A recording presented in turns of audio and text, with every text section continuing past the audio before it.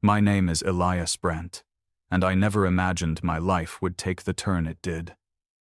But sometimes God allows an awakening so strong that it changes the course of everything you thought you knew. For most of my life, I was a quiet man, a simple man, working in real estate, buying and managing houses, planning for the future like everyone else. I was a husband once, a dreamer, a man who thought he had time. But when my wife passed away, the laughter left the house, and in its place came silence, the kind that follows you everywhere. I filled it with church activities, with volunteering, with good things, but deep down, my heart had settled into a quiet routine. Then, one evening, as I sat alone scrolling through online sermons, I stumbled upon a preacher named Joshua. His words didn't just speak, they burned. He talked about the rapture, not as a faraway doctrine, but as a living, breathing reality. His voice carried a conviction so fierce that it felt like he had stepped straight out of the pages of Scripture. He said, "The Lord has shown me this September, the trumpet will sound." He didn't sound speculative. He sounded certain, like a man who had seen what he was speaking about. At first, I brushed it aside. I had heard predictions before. I had watched dates come and go, but there was something different about this one, something that stirred my soul awake. Each night I prayed, "Lord, is this you?" And each time I did, I felt a weight in my spirit, like an alarm clock ringing from heaven. It wasn't fear, it was urgency. I found myself reading my Bible late into the night, underlining verses I had overlooked for years. "Be ready, for you do not know the hour. Watch and pray. Lay not up treasures on earth." Those words no longer felt like advice, they felt like commands. And the more I prayed, the stronger that urgency grew. I felt as though God Himself was shaking me, saying, "Elias, wake up. Time is short." That urgency turned into action. I couldn't keep it to myself. I began telling people at church, at the grocery store, at the gas station. I told them Jesus was coming soon, that September was near, that they needed to repent and prepare their hearts. Some smiled politely. Some told me not to get carried away. Others laughed. But it didn't matter. I felt like Jeremiah, who said the word of God was like fire shut up in his bones. I couldn't hold it in. Every conversation, every moment became about the nearness of Christ's return. I'd wake up in the morning thinking about the rapture and go to bed praying for my neighbors. It wasn't about panic, it was about love. I didn't want anyone to be left behind. I didn't care if people mocked me. I cared that they were ready. The more I prayed, the more my earthly possessions began to lose their grip on me. The land, the houses, the savings account that once gave me comfort now felt like chains. If the king was coming, what use were walls and bricks and numbers on a screen? I remember one night kneeling by my bed, tears falling on my open Bible, asking, "Lord, what do you want me to do?" I didn't hear a voice, but deep in my spirit, I felt an unmistakable impression. "Let go, Elias. What you hold isn't yours, it's mine." That night marked a turning point. I put my properties up for sale. First one house, then another. The land I had poured decades into gone. Friends called me foolish. Family members questioned my sanity. But as the papers were signed and the bank accounts emptied, something in me felt lighter, freer. I didn't sell to hoard or to spend. I sold to give. I saw needs all around me that I had ignored before. There was an orphanage nearby, struggling to feed the children. I walked in one morning and quietly handed them a check that would cover their meals for months. I saw families in town barely making rent, single mothers wondering how to buy groceries. I placed envelopes in their mailboxes, no name, just the words, "From God." I remembered missionaries I had met years ago, men and women serving in Africa and South America, working with almost nothing. I sent them donations, enough to print Bibles, to feed children, to support pastors in remote villages. Each time I gave, it was as if heaven whispered, "This is what matters." I began to see giving not as loss, but as sowing, every dollar planted became a seed in God's field. Letters started to arrive, missionaries thanking me, children smiling with food in their hands. And in those moments, I thought, this is better than any house I could ever own. My neighbors talked about me, said I'd lost my mind, but I didn't care. I believed September was the finish line, and I wanted to cross it empty-handed but full-hearted. Jesus said, "Where your treasure is, there your heart will be also," and I wanted my heart to be in heaven. As September drew closer, my anticipation grew. I would stand on my porch in the early dawn, looking at the sky, whispering, "Maybe today." I fasted, prayed, and kept my Bible beside me at all times. I told the Lord, "If you come, let me be found watching." Every sunrise felt like a promise, every sunset a reminder that we were one day closer. I wasn't afraid. I was ready. I wasn't desperate. I was expectant. People around me talked about their future plans, their retirement, their vacations, and I felt like a man from another world. My future wasn't here anymore. My eyes were fixed upward. But deep down, I also knew something else. Faith always costs something. People may not understand your obedience. They may call it extreme. But when God stirs your heart, you can't stay comfortable. Sometimes faith looks foolish until the promise comes to pass. I believed with every fiber of my being that I was obeying Him. And in those weeks, I learned what it truly means to live by faith, to trust God's voice more than logic, to believe His timing even when it makes no sense. If you've ever had God ask you to do something that others can't understand, you know the feeling. It's lonely, it's costly, but it's holy. And that's where I found myself caught between heaven's call and earth's reasoning, but determined to follow what I believed was His leading. Each time I gave something away, I told the Lord, "This is yours, not mine."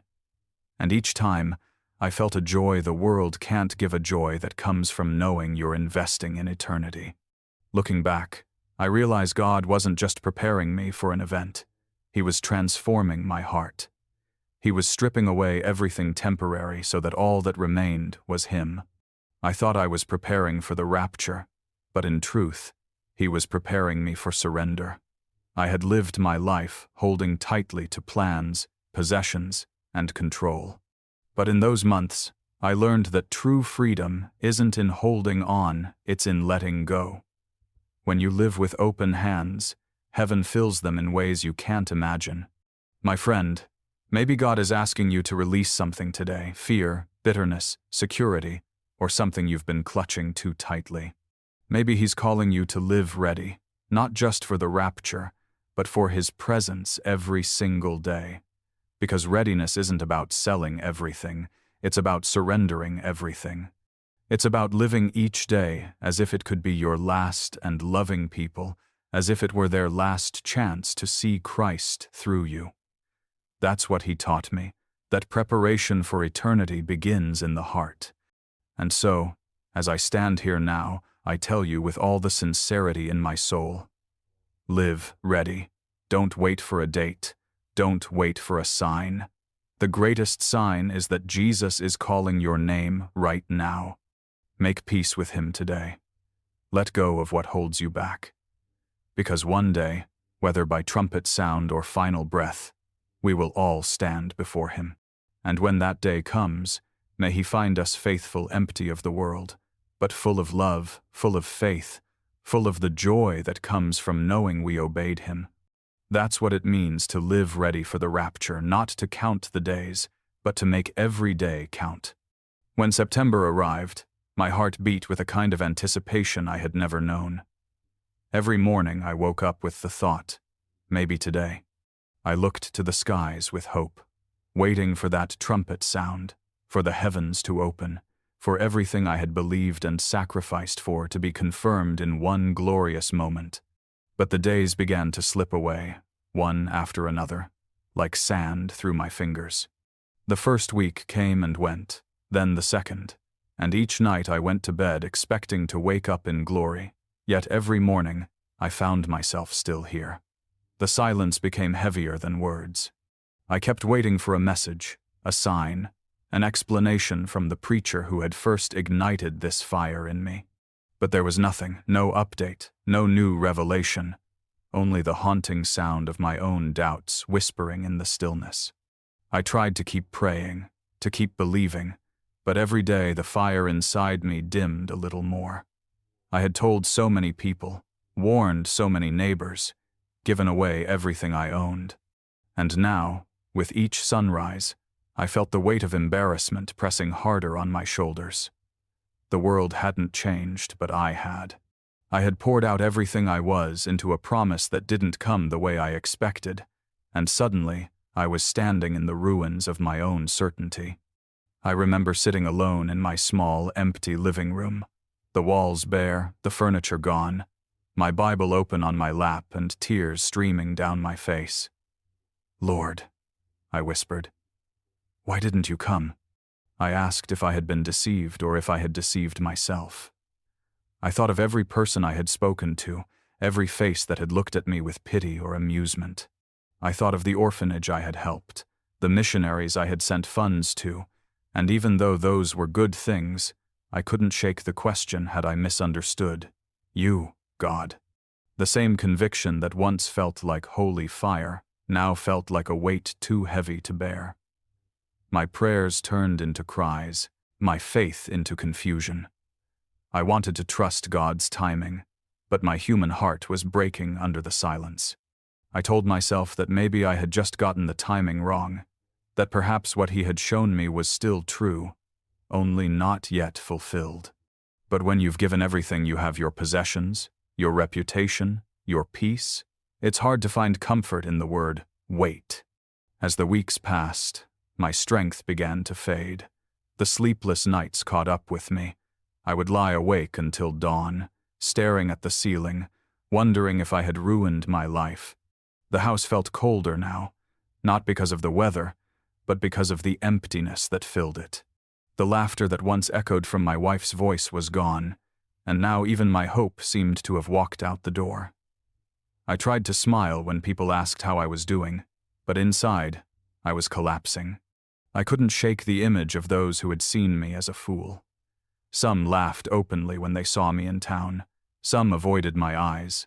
Others spoke with pity as though I were a man who had lost his mind. And maybe, in a way, I had. Faith can make you bold, but when that faith is tested, it can also make you feel broken. I tried to remind myself of the scriptures. The Lord is not slow in keeping His promise. I whispered those words to myself again and again, hoping they would lift me. But even the verses that once gave me strength now sounded hollow in my weakness. My body began to mirror my soul. I had lost my appetite, my energy, my will to even go outside. Each day felt heavier than the last. My mind replayed every decision I had made, every dollar I had given away, every warning I had spoken, until regret became a constant companion. I wasn't angry at God, no. I was still convinced He was real and good, but I couldn't understand why He had allowed me to fall so hard. I had acted out of love and faith, and yet here I was, empty-handed, staring at a future I no longer recognized.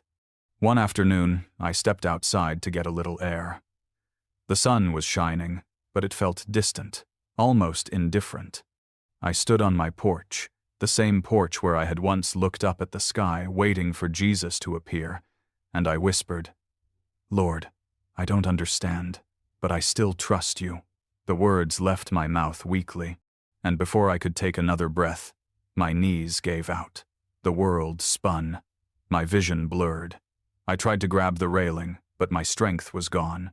I remember a rush of wind in my ears, the sound of my heartbeat pounding, and then nothing. Darkness swallowed everything. When I opened my eyes again, there were voices all around me, hands lifting me, sirens in the distance. My neighbor, Mrs. Taylor, had seen me collapse and called for help. The next thing I knew, I was lying on a hospital bed, bright lights above me, machines beeping steadily beside me. A doctor leaned over and said gently, "Mr. Brandt, You collapsed from exhaustion. Your body is under severe stress. I nodded faintly, though I barely understood his words. My strength was gone. My heart felt hollow. I stared at the white ceiling and thought, is this how it ends? In that sterile room, with tubes in my arm and monitors tracking every heartbeat, I realized I had come to the end of myself. There was nothing left to give, nothing left to hold on to. The man who once spoke with fire and conviction was now a frail figure on a hospital bed, wondering if his faith had failed him. I had spent months preparing for heaven, and now I was barely holding on to earth. My body trembled, not from fear, but from sheer weariness. I felt as though the very life inside me was draining away, and in that place of utter weakness, all I could whisper was, Jesus, if you're still with me, please don't let go. Sometimes, it takes reaching the bottom to realize that even there, God's hand is waiting. I didn't know it then, but that moment, my moment of collapse, was not the end of my story. It was the doorway to something greater. You see, when everything you've depended on falls apart, when your beliefs are tested, your body gives out, and your heart feels shattered, that's where grace steps in. That's where God whispers, you're not finished yet. But on that hospital bed, I couldn't see the beauty ahead. All I could see was my failure, my exhaustion, my confusion. I had no idea that the very place I thought was my defeat would become the ground of my revelation. So if you've ever been where I was disappointed, weary, feeling like all your faith has been for nothing, I want you to know this. God has not forgotten you. You may be in a season where heaven feels silent, where your prayers seem unanswered, where the promises you believed in appear delayed, but that doesn't mean God has abandoned you. Sometimes He allows our plans to crumble so He can rebuild our hearts on a stronger foundation. That's what He was doing with me. What I thought was the end of faith was actually the beginning of real faith, not the kind built on signs or dates, but on trust in who He is. As I lay there, too weak to move, too tired to think, I realized that everything I had lost wasn't wasted. God was stripping away what was temporary to show me what was eternal. I didn't know it then, but that night in the hospital would become the doorway to one of the most powerful encounters of my life. Because when you've reached the end of your strength, that's when His strength begins. When you've lost everything you thought mattered, that's when you discover that Jesus Himself is enough. And though I didn't yet see it, heaven was closer than I ever imagined. As I lay there in that hospital bed, my body weak, the sound of machines humming softly beside me, something began to change. The noise of the room, the doctor's voices, the steady beeping of the monitor, all of it slowly faded until there was nothing but silence, deep and heavy, like a blanket of peace covering me. I remember feeling my spirit slip away, as if I were being lifted from the weight of the world. The pain, the confusion, the regret all gone. In an instant, I knew I was no longer in that hospital room. I was in a place beyond anything words could ever describe. It wasn't Earth. It wasn't a dream. It was more real than real, more alive than life itself. The air around me shimmered with light, not harsh or blinding, but warm, radiant, and alive. Every breath I took filled me with peace. Every heartbeat pulsed with love. I stood in a realm that seemed to stretch without end, filled with a brilliance that had no source because the light wasn't coming from lamps or the Sunday. The light was life, and it was everywhere. And then I felt Him. I didn't need an introduction. My soul knew instantly who He was. Jesus stood before me, and His presence was unlike anything I had ever felt. No artist could paint Him. No words could do Him justice. His eyes carried eternity in them, love and truth, perfectly woven together. I couldn't even lift my head at first, not because of fear, but because of awe. His love wasn't distant or formal. It was overwhelming, like an ocean washing over me, cleansing every doubt, every wound, every failure I had ever carried. There was no condemnation in His gaze. Only truth so pure it cut through every pretense I had ever worn. I didn't need to explain my mistakes. He already knew them, and yet, he loved me all the same. He reached out, his hand, and the moment his light touched me, I felt every burden I had carried on earth melt away. All the guilt, all the regret, all the confusion that had weighed me down, it was gone in a heartbeat. I was free. Jesus spoke, but not with words the way we understand them. His voice moved through me, clear and unmistakable, not heard by my ears but known by my spirit. It was the voice that spoke the universe into being, the same voice that had whispered to my heart during the darkest nights of my life. He said, "Elias, I did not bring you here to condemn you. I brought you here to understand." His tone was gentle, yet full of authority. In his presence, all masks fell away. There was no hiding, no pretending. I knew he could see everything about me, every thought, every motive, every hidden fear, but instead of judgment, there was love so pure it made me weep. He led me into a great room, filled with radiant light. The walls weren't made of stone or glass. They were alive, pulsing with color and energy, as if the glory of God itself was breathing through them. I felt the atmosphere vibrating with peace, as though even creation itself was worshiping. In that room stood 3 enormous glances, like great windows or mirrors, but not made of any earthly material. They shimmered with divine light, each one alive with the presence of heaven. Jesus stood beside me and said, "These are the things I want to show you, not to frighten, but to prepare, not to punish, but to awaken." I knew then that what I was about to see wasn't just for me. It was for the world, for all who still walked the path I had left behind. The first glance began to glow brighter, until it filled the room with light so intense that I shielded my face. When it settled, I saw inside it as though watching a great moving picture. At the center was a date, not a day, but a month and year, November 2025. My heart quickened. I didn't understand what it meant, but before I could speak, understanding filled me not through thought, but revelation. Jesus made it known to me that in November, a great wave of shaking would begin to move across the earth. It wouldn't be a single event, but a season, a time when many lives would be called home. I saw cities trembling, families broken by loss, people crying out in confusion. I saw well-known figures, leaders, voices, names recognized across nations suddenly taken. The world would mourn, and yet, in the midst of that sorrow, a divine hand was moving.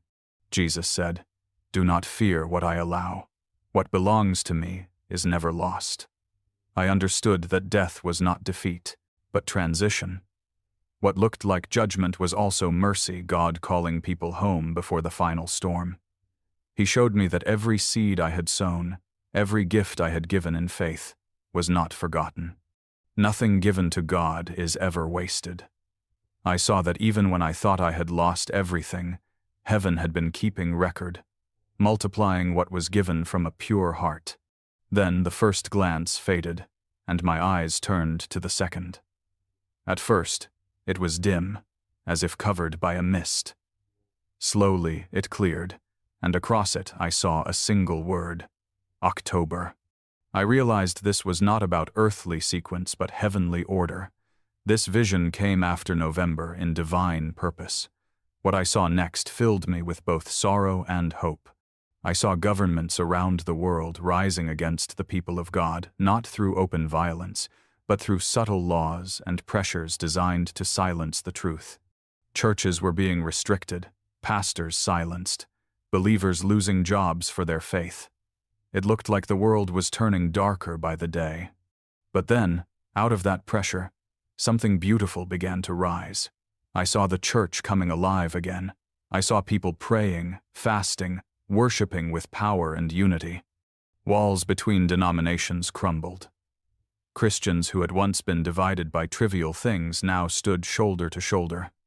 I heard songs of worship rising from homes, from fields, from hidden gatherings.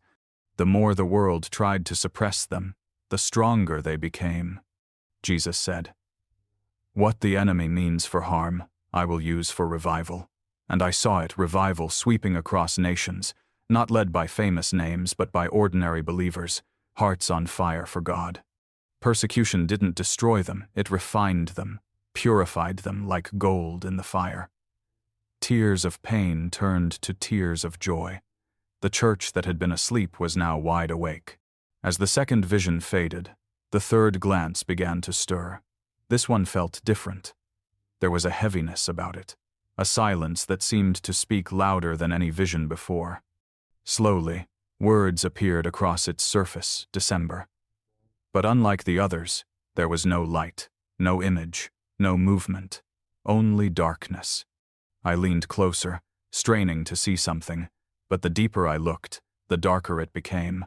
My heart trembled. I asked, "Lord, what does this mean?" Jesus didn't answer directly. Instead, I felt his presence draw nearer, and in that nearness, understanding filled me. Some things, he showed me, are not meant to be revealed. There are mysteries that belong only to God. He said, there are times you must walk by faith, not by sight. Not all that is hidden is harmful, some of it is mercy. The darkness, I realized, was not just warning, it was invitation. To trust, to stay ready, to live watchful. As the final vision faded, the brilliance of the room began to dim.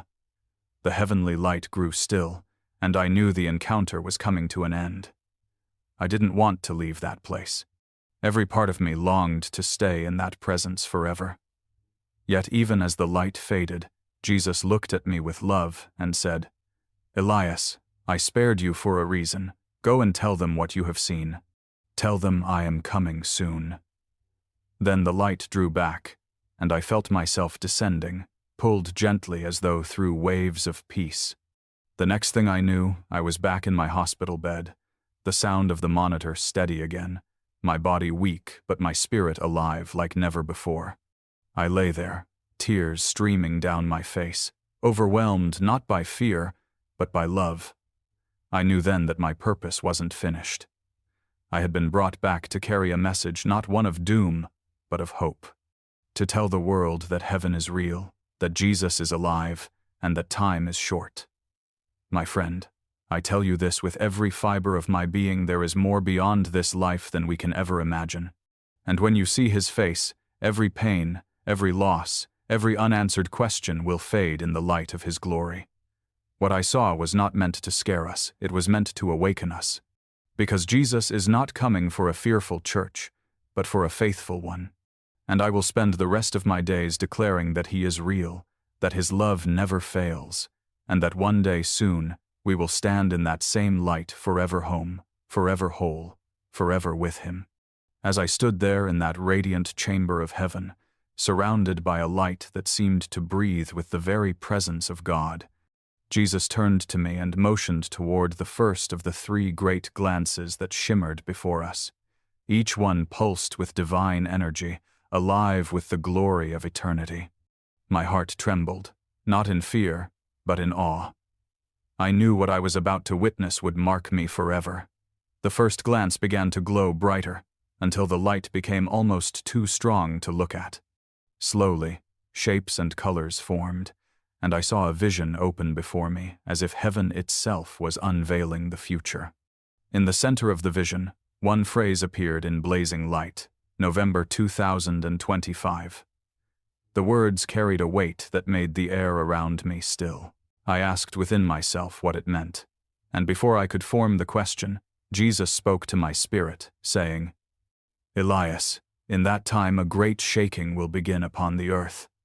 His voice was not loud, but it carried the strength of eternity. The scene before me shifted, and I saw cities trembling.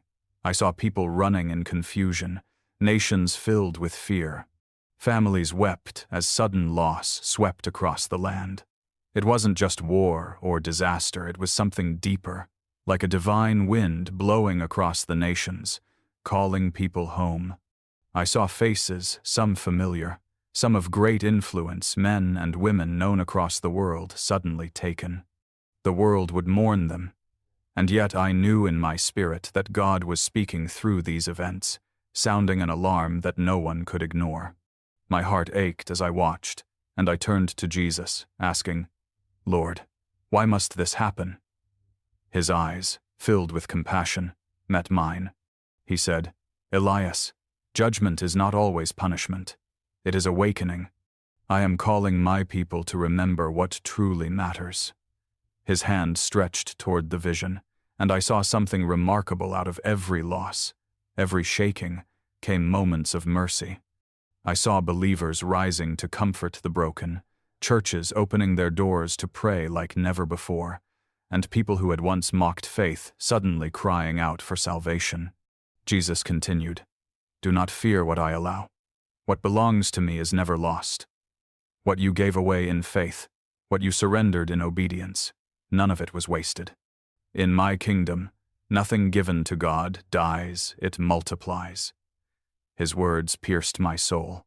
I understood then that the things I had given, the sacrifices I thought were gone forever, had been planted as seeds in eternity. Heaven doesn't measure by what we lose, but by what we trust God with. The vision began to fade, and I was left with a deep peace. Even in judgment, God's mercy still reigns. Then Jesus turned to the second glance. It was dim at first, like a fogged mirror, but as he raised his hand, it cleared, and a new word appeared across it: October. I realized this vision didn't follow earthly order but divine sequence. It came after November, not by calendar, but by purpose. I leaned in closer, and what I saw made my heart both heavy and hopeful. I saw governments across many nations passing laws that pressed heavily against believers. I saw churches restricted, pastors watched, and Christians silenced in the name of progress and peace. Faith became unpopular. Truth became offensive. People of conviction were labeled intolerant. I saw families divided, believers losing their jobs, congregations forced to meet in secret. It was a time of great testing. Yet even as my heart sank, something powerful began to stir in the vision.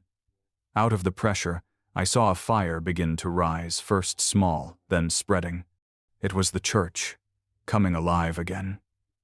I saw people who had once been silent now lifting their voices in boldness. I saw believers from every background, every denomination, every nation uniting in prayer. The differences that once divided them vanished in the fire of the Holy Spirit. The persecution that was meant to destroy them only refined them. The more they were pressed, the stronger they grew. I saw worship rising from homes, from fields, from underground gatherings. Tears of pain turned into tears of worship. Miracles began to flow where fear had once reigned. Whole communities were transformed by love, and the gospel spread faster than ever before. Jesus smiled as he watched this unfold. He said, "This is the hidden strength of persecution. The enemy thinks he can silence my people, but pressure only purifies what is real. When the world grows darker, my light shines brighter." His words filled me with awe. I understood that in times of comfort, faith can grow complacent, but in times of trial, faith becomes alive.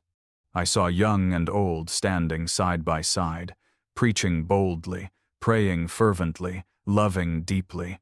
The church that had been divided became one body, burning with holy fire. Revival was not born from prosperity, but from perseverance. The harder the world tried to crush it, the more unstoppable it became. I realized this vision was not about fear, it was about promise. God was showing that even in persecution, He was still working for good, still building His church, still turning ashes into glory. As the second vision faded, my attention was drawn to the last glance. It felt different before it even opened. There was a weight, a stillness that pressed on my spirit. Slowly, across its surface, one word appeared: December. But unlike the others, there was no glow, no movement, no image, only darkness. I waited for something to form, but the blackness remained. I leaned closer, searching, hoping to see even a glimmer, but there was none. The silence felt holy, not empty, but sacred. I turned to Jesus, and before I could speak, he looked at me with that same perfect calm and said, "Elias, not everything is for you to know." His words carried both authority and tenderness.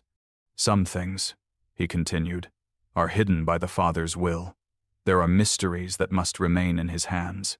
Darkness is not always danger. Sometimes it is protection."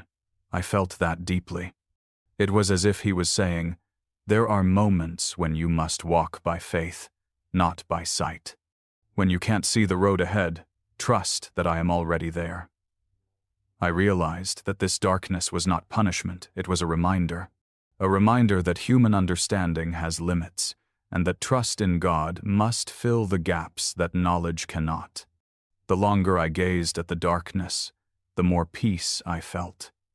It was as if God was teaching me that faith is not the absence of uncertainty, but the decision to believe even when you cannot see.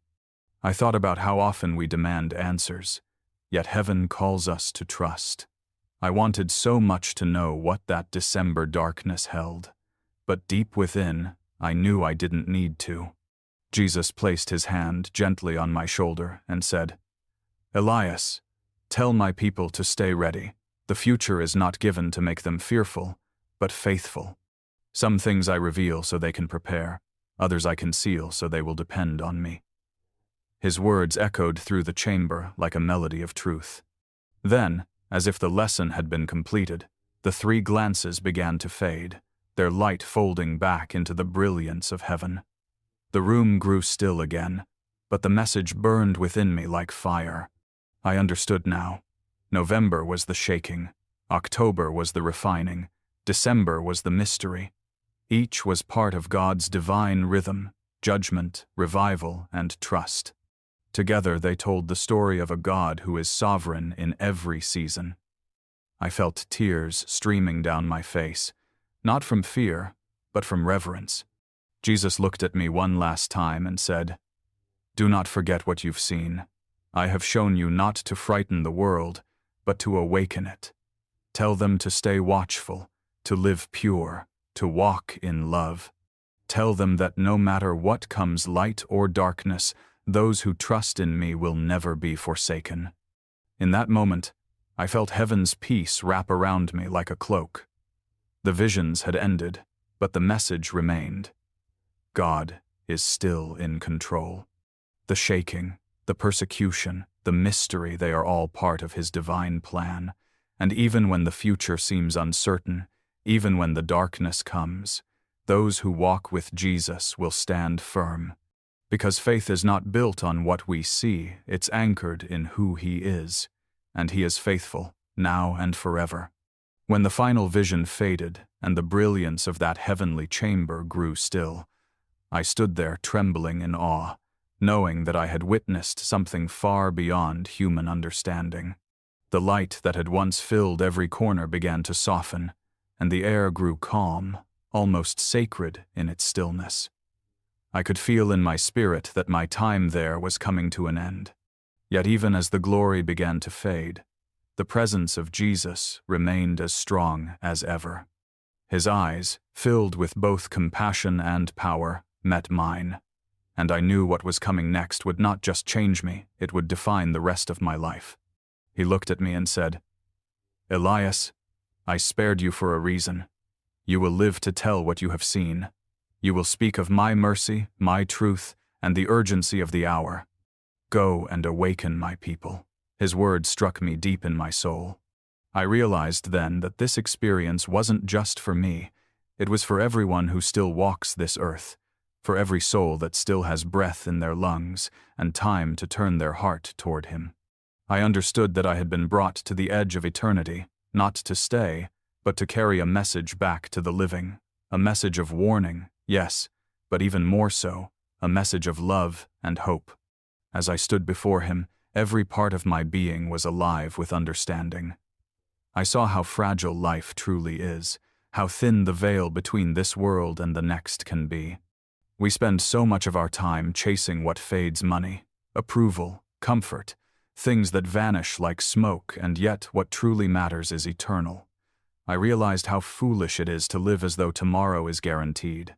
Jesus had shown me the weight of every moment, the urgency of every choice. Life is not a rehearsal, it's the real thing. Eternity isn't a distant dream, it's just a heartbeat away. And the greatest tragedy is not death. It's living unprepared for what comes after. He said to me, "Tell them, Elias, the time is short. Tell them to live ready, to love deeply, to forgive quickly, to walk in truth, because when the storm comes, only those rooted in me will stand." His words were both tender and firm, like a father speaking to his children. I knew then that God wasn't calling people to fear, but to faith. He wasn't asking us to hide from the darkness. He was calling us to shine through it. I felt such a deep ache for the world, for all the people living distracted and distant from the God who loves them. Jesus' presence carried such compassion, but also such urgency. I understood that every day we live without surrendering to Him is a day lost to eternity. He made it clear that now, not someday, not when things get easier, not when life slows down, but now is the time to return to Him. I saw that prayer is not a ritual. It's our lifeline. The Word is not just a book. It's our anchor. Forgiveness is not optional. It's freedom. And love, it's the very evidence that His Spirit lives in us. The Lord showed me that the days ahead would not be easy. There will be shaking, trials, and moments that test the faith of even the strongest believers. But He also promised that those who cling to Him, those who dwell in His Word and walk in His ways, will not be overcome. As I looked into His eyes, I saw not only love for me, but for every soul on earth, those who know Him and those who don't, those who run to Him and even those who run from Him. He said, "My mercy still reaches. My arms are still open, but the time to respond is now." I felt the weight of that word, now. It wasn't a suggestion, it was a plea from heaven. How many people live waiting for a better time to turn to God? But the truth is, the better time never comes. We think we have years, but we're only promised moments. Jesus said, "Elias, I am coming soon. Tell them to be ready, not fearful, but faithful. Tell them to live as light in the darkness, for no storm can overcome the light of Christ." I could feel that truth burning inside me like fire. Then the vision around me began to fade completely, and I felt myself descending gently, as though being carried by waves of peace. The songs of heaven, the sound of countless voices worshiping, began to fade into the distance, replaced by the faint beeping of machines and the quiet murmur of hospital sounds. My eyes fluttered open, and I realized I was back in my hospital bed. My body was weak, but my heart was strong. I was alive, but I knew I would never be the same again. The doctors said I had been unconscious for hours, but I knew that what I had experienced went beyond time. Heaven had touched earth, and I had been sent back with a mission. Lying there, I began to weep, not out of fear, but out of gratitude. I realized how close I had come to stepping into eternity, and yet God, in His mercy, had given me another chance. Not to rebuild the life I had lost, but to build something far greater: faith that cannot be shaken, purpose that cannot be stolen. Every breath I took felt sacred, every heartbeat a reminder that I was living on borrowed grace. I whispered, "Lord, I am yours. Whatever time I have left, let it be for you." And deep in my spirit, I heard that same gentle voice say, "Then go and tell them." From that moment on, I knew my life was no longer my own. I was sent to warn and to encourage, to remind people that God's promises are true and His mercy still calls. My story is not about despair, it's about redemption. It's not about the fear of what's coming, it's about the hope of who's coming. Jesus is real, heaven is real, eternity is real, and the time to prepare is now. You don't have to wait until the storm hits to find your faith. You don't have to wait until everything falls apart to call on His name. He is waiting right now, ready to forgive, ready to heal, ready to restore. My friend, if you're hearing this story today, It's not by accident. God is calling you too. Maybe you've drifted, maybe you've doubted, maybe life has worn you down, but His love hasn't changed. His grace is still reaching for you. Don't wait for another sign. Don't wait for another tomorrow. Today is your day. The same Jesus who lifted me from that hospital bed is the same Jesus who can lift you from whatever darkness you're facing.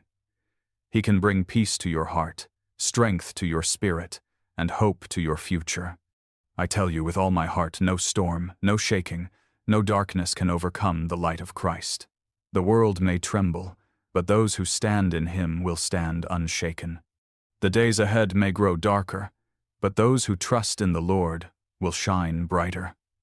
I've seen it with my own eyes, the power, the glory, the love that never ends. So live ready, pray deeply, forgive freely, love boldly, and hold fast to Jesus, because He is coming soon. And when that day comes, may He find you faithful, filled with peace, standing strong in His light. Because in the end, that's all that will matter, that we walked with Him, that we trusted Him, and that through it all, we never let go of His hand.